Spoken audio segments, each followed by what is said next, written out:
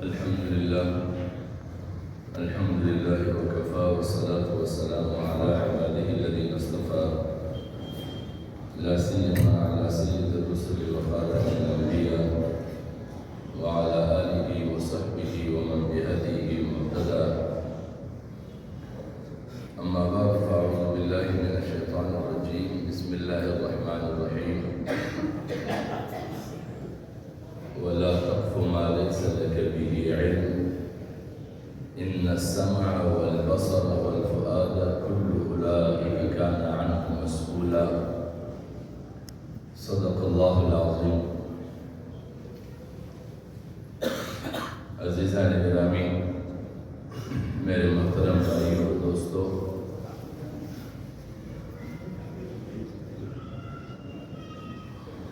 اللہ رب العزت نے انسانیت کو جن صلاحیتوں کا حامل پیدا فرمایا ہے، دیگر مخلوقات میں وہ صلاحیتیں موجود نہیں ہیں، اور انہی مخصوص صلاحیتوں کی بنیاد پر انسان دیگر مخلوقات کے درمیان اشرف المخلوق مانا جاتا ہے، اور وہ صلاحیتیں اور صفات ایک سننے کی صفت ہے، ایک دیکھنے کی صفت ہے، اور ایک دل کے فیصلے کی صلاحیت. یہ تینوں اس لیے ہے کہ انسان اپنے گرد و پیش کے ماحول میں اٹھنے والی آوازوں اور صداؤں کو سن بھی سکے، اور وہ صدائیں بلند والوں کے کردار کا نظر کے ذریعے جائزہ بھی لے سکے، اور پھر سننے اور نظری جائزہ لینے کے بعد ان کے قول اور کردار کے درمیان فیصلہ بھی کر سکے. اس لیے انسان کو باشعور مخلوق کہا جاتا ہے، اور ایمان اس میں ایک اور صلاحیت کا اضافہ کر دیتا ہے جسے بصیرت کہا جاتا ہے. عقلی بینائی، کہ جب انسان کسی معاملے میں غور و فکر کرتا ہے تو وہ اپنے غور و فکر کے ذریعے سے کسی نتیجے پر پہنچتا ہے، اور غور و فکر کے نتیجے میں جس فیصلے پر وہ پہنچتا ہے، اس فیصلے کے لیے یا تو اس کے پاس کوئی منقول دلیل ہوگا کہ قرآن و حدیث میں اس کا موجود ہونا لازمی ہو، یا پھر معقول دلیل ہوگا کہ چند عقل مند انسانوں کے درمیان اس دلیل کو بیان کیا جائے تو وہ اس دلیل کو قابل قبول سمجھے اور اس کو عقل کے قریب جائے. تو ایسے فیصلے کو شعور کی بنیاد پر دیے گیا فیصلہ سمجھا جاتا ہے. اسی لیے اللہ تبارک و تعالیٰ فرماتے ہیں وَلَا تَقْفُ مَا لَيْسَ لَكَ بِهِ عِلْمٌ، کہ جس مسئلے کے بارے میں یا جس بات کے متعلق کامل آگاہی نہ ہو تمہارے پاس، اس بات کے پیچھے نہ پڑو، اس اٹھنے والی صدا کے پیچھے دوڑ نہ لگاؤ. کیوں؟ ان السمع، بلا شبہ سننے کی صلاحیت، والبصر، اور دیکھنے کی صلاحیت، والفؤاد، اور اسی طرح دل سے فیصلے کی صلاحیت، کل اولئک کان عنہ مسئولا، یہ ساری چیزیں ایسے ہیں کہ روز محشر اس کے بارے میں پوچھا جائے گا کہ تمہیں ان تینوں صلاحیتوں سے نوازا کیا تھا، لیکن تمہاری زندگی کے معاملات کے متعلق فیصلے تمہارے جذبات کے بنیاد پر تھے یا ان تینوں صلاحیتوں پر پرکھنے کے بعد. ہماری امت مسلمہ وہ طبقہ ہے جس کا ہم جائزہ لیتے ہیں تو روئی زمین پر سب سے زیادہ اس وقت ظلم کے شکار بھی امت مسلمہ اور مظلومیت کے دعوے دار بھی امت مسلمہ، اور پھر جب ان پر ہونے والے ظلم اور پھر اپنے آپ پر ظلم کرانے کے اسباب کا جائزہ لیا جائے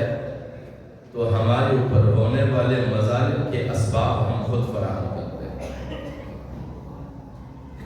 اس لحاظ سے جب ہم جائزہ لیتے ہیں تو پھر معذرت کے ساتھ کہنا پڑتا ہے کہ اس وقت روئی زمین پر موجودہ حالات میں سب سے زیادہ عدم سنجیدگی کا مظاہرہ جتنا امت مسلمہ کرتی ہے وہ کوئی نہیں، اس لیے کہ ہم تمام تر معاملات کو جذبات کی بنیاد پر طے کرتے ہیں، سنجیدگی کی بنیاد پر کسی بھی اٹھنے والے معاملے کا ہم جائزہ نہیں لیتے کہ اس کے اسباب کیا ہے۔ ہمارے گرد و پیش میں شیعہ سنی معاملات اٹھے، اسی خطے کے اندر ہم نے شیعہ سنی فسادات دیکھے، شیعہ سنی کے نام پہ قتل و غارت گیریاں دیکھی ہم نے، اور انہی دوران ہم نے ایسے طبقات دیکھے جنہوں نے باقاعدہ شیعہ سنی منافرت کو ہوا دینے کے لیے کتابیں لکھنے شروع کر دی۔ لوگوں نے تحقیق سمجھ کر ان کتابوں کا مطالعہ شروع کیا، اور اس مطالعے کے نتیجے میں گلی گلی محلے محلے نفرتیں پروان چڑھتی گئی، اور پھر ہم نے دیکھا کہ ان فسادات کی انتہا باہر روڈوں پر نہیں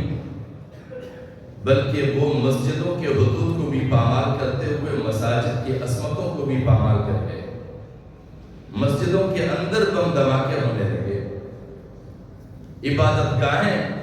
اور اس کے احترام تک پامال کیا گیا، جبکہ واضح ترین غیر مسلم کی عبادت گاہوں کی توہین اور اس کی پامالی کی بھی شریعت میں کوئی گنجائش نہیں ہے۔ اور ہمارے درمیان شیعہ سنی کی عصبیتیں اور ان کی نفرتوں میں اضافہ کیوں کیا گیا؟ اس کی بنیادی سبب یہ تھا کہ ایک زمانہ ایسا تھا کہ ہمارے پڑوس میں جو ملک ایران کے نام سے ہم جانتے ہیں، اس ایران کا یہ صورتحال تھا کہ وہاں پر دنیا کی دو بڑی طاقتیں ان کے وسائل پر قابض تھے، اور ایران کو 3 حصوں میں رشیا اور برطانیہ نے تقسیم کیا۔ ایک حصہ ایسا تھا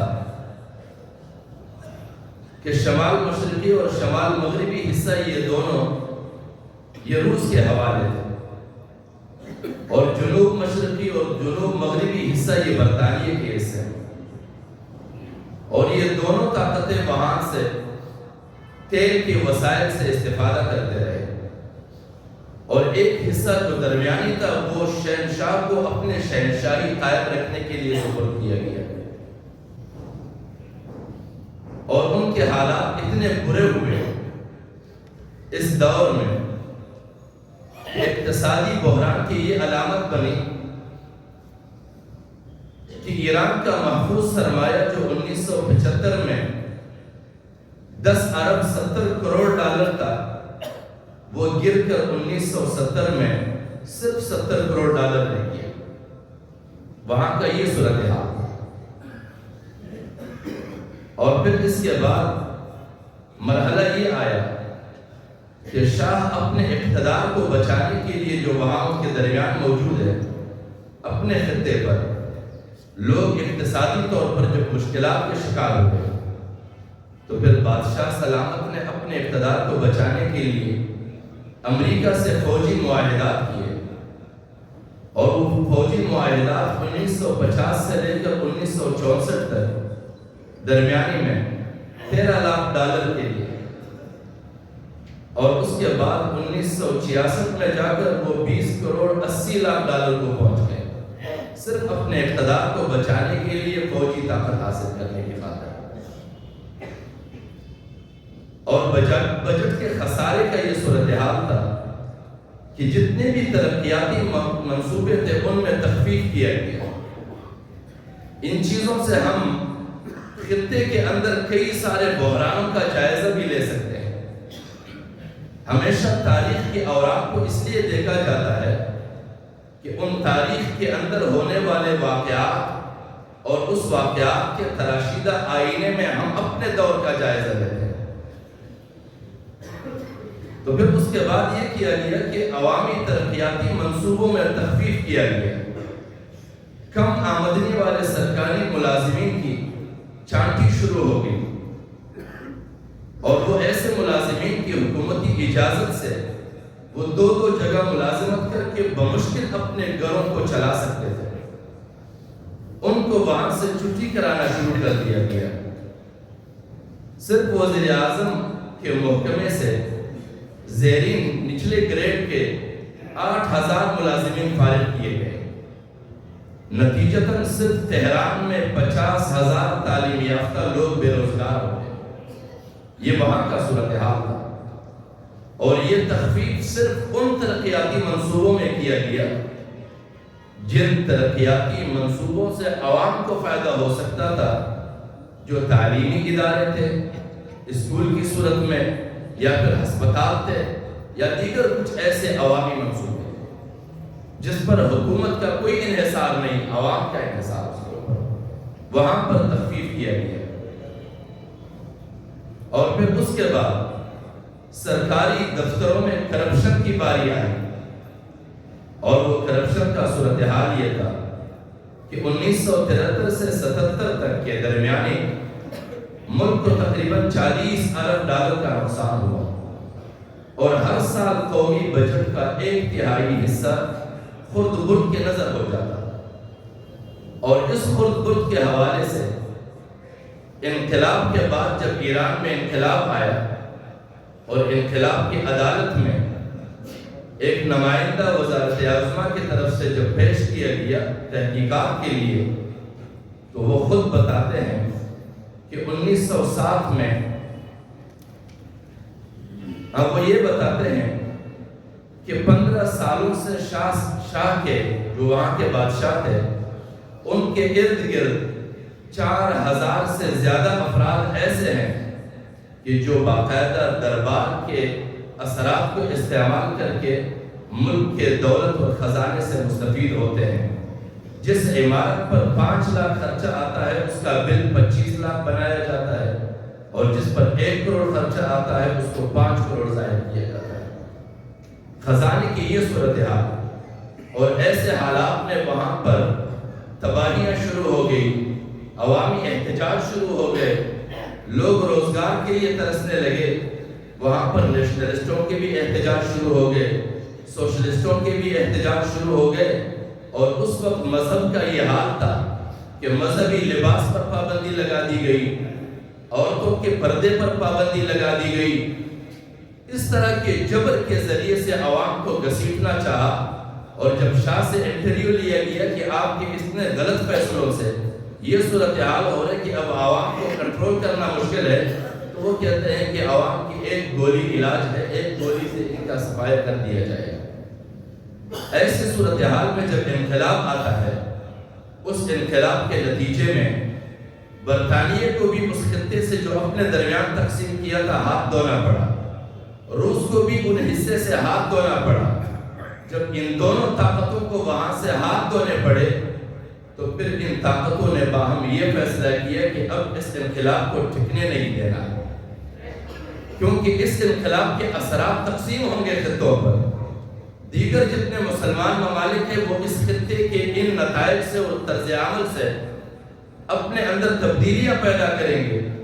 تو پھر مغربی طاقتوں نے شیعہ سنی کے اختلاف کو جو قدیم زمانوں میں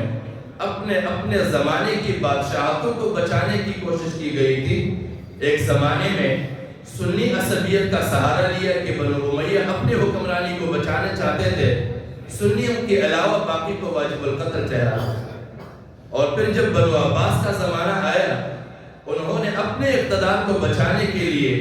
اپنے علماء سے فتوے لے کے سنیوں کو واجب القتل ٹھہرایا تھا. اس قدیم زمانے کی بادشاہتوں کے تحفظ کے لیے دریافت کیے ہوئے مسائل کو بنیاد بنا کر پھر سے اس زمانے میں انقلابی عمل کو ناکام بنانے کے لیے، انقلابی حکمرانی کو ناکام بنانے کے لیے انہی مسائل کو بنیاد بنا کر شیعہ سنی محاذ آرائی کرائی گئی. اور اس کے لیے عراق کو خاص طور پہ استعمال کیا گیا. عراق کو دنیا جہاں کا سرمایہ فراہم کیا اور 8 سال تک عراق کے ساتھ عراق کو لڑایا گیا. عراق کو مغربی ممالک نے اپنا مقروض بنایا، اور اس مقروض بننے کے بعد جب قرض ان سے ادا نہ ہوئے تو پھر وہ مغربی طاقتوں کے مد مقابل آئے، اور اس کا انجام عراق کا ہم نے دیکھا کہ آج تک عراق تاراج ہو چکا ہے. ہم اسباب خود فراہم کرتے ہیں، اور اسی طرح کے جملہ اسباب میں سے یہ سبب بھی تھا کہ برطانیہ نے خلافت عثمانیہ کے خاتمے کے لیے عرب ممالک کو نیشنلزم کی بنیاد پر تقسیم کیا اور ان کا سہارا لیا، اور عرب قومیتوں کو خلافت عثمانیہ کے خلاف استعمال کر کے خلافت عثمانیہ کو تاراج کروایا، لاکھوں ترکیوں کو قتل کروایا، اور پھر عرب خطوں کو عرب رؤساء کے درمیان تقسیم کرایا. اور معاہدہ یوں کیا گیا کہ آپ کے خطے کے سرحدات حتمی نہیں ہے، آپ کے جغرافیہ آئندہ قابل تجدید ہے، آپ اپنی مرضی سے اپنے خطے میں سرمایہ کاری کی دعوت کسی کو نہیں دے سکتے ہیں، آپ اپنی مرضی سے کسی ملک کو دشمن ڈکلیئر نہیں کر سکتے ہیں، آپ اپنی مرضی سے کسی کو دوست ڈکلیئر نہیں کر سکتے ہیں. اور اگر کوئی ہمارے مفادات کو نقصان پہنچانے کے لیے آپ پر حملہ آور ہوتا ہے تو آپ کے دفاع کا حق ہمیں حاصل ہے، آپ کو فوج بنانے کی ضرورت نہیں. یہ عرب ممالک کے ساتھ معاہدات ہوئے. آج جب ہم روئی زمین پر کہیں بھی مسلمان ملک کے ساتھ زیادتی دیکھتے ہیں تو سب سے پہلی جو ہماری یہاں سے صدا اٹھتی ہے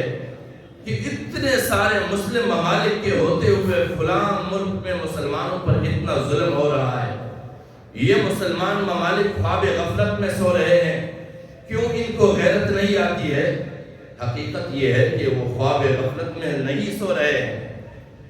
ان کو جو ذمہ داریاں دی گئی ہے وہ اپنے ذمہ داریاں نبھا رہے ہیں. ان کو احتجاج کا اختیار ہی حاصل نہیں ہے، انہیں وہ حق ہی حاصل نہیں ہے. اگر وہ احتجاج کی صدا بلند کرے تو اگلے دن وہاں پر ان کا اقتدار نہیں رہے گا. بہت قدیم زمانے میں، آج سے کچھ دہائی پہلے، شاہ فیصل کے زمانے میں فلسطین میں مظالم ہوئے اور شاہ فیصل نے احتجاج کیا اس پر، اور وقتی طور پر تو فلسطین پہ مظالم رکے،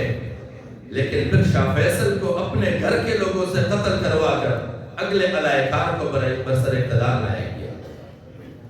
اور پھر اسی طرح ہم نے لیبیا کا صورتحال دیکھا کہ مغربی ممالک نے وہاں جبر کی بنیاد پہ ایک مقدار تیل کا مطالبہ کیا.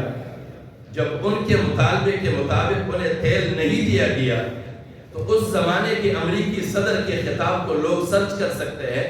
سن سکتے ہیں. اوباما اپنے تقریر میں کہتے ہیں کہ ہمارے کیے گئے مطالبے کے مطابق اگر ہمیں اتنا تیل نہیں دیا جاتا، لیبیا کے اتنے وسائل ہمارے سپرد نہیں کیے جاتے تو ہم بزور طاقت پوری لیبیا پر قبضہ کریں گے.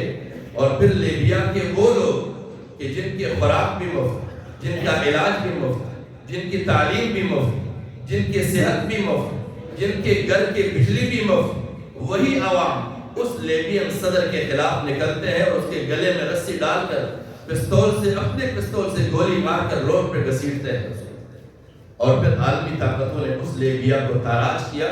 آج لیبیا کا ایک ایک فرد کھانے کے لیے ترس رہا ہے، اس لیے کہ عالمی طاقتوں نے ان خطوں کو، جن کو ہم ممالک سمجھتے ہیں، اپنے کاروباری منڈیوں کے طور پر تقسیم کیا ہے اور وہاں کے حکمرانوں کو اپنے مفادات کے تحفظ کے لیے بٹھایا ہے. بین الاقوامی سطح پر مسلمانوں کے تحفظ کے لیے نہیں، نہ مسلمانوں کے مستقبل کے تحفظ کے لیے. آج فلسطین کا جو صورتحال ہے، لوگوں کی یہاں عجیب تصورات ہے کہ اگر یوں کہا جائے کہ فلسطینیوں کو لڑانے کے بجائے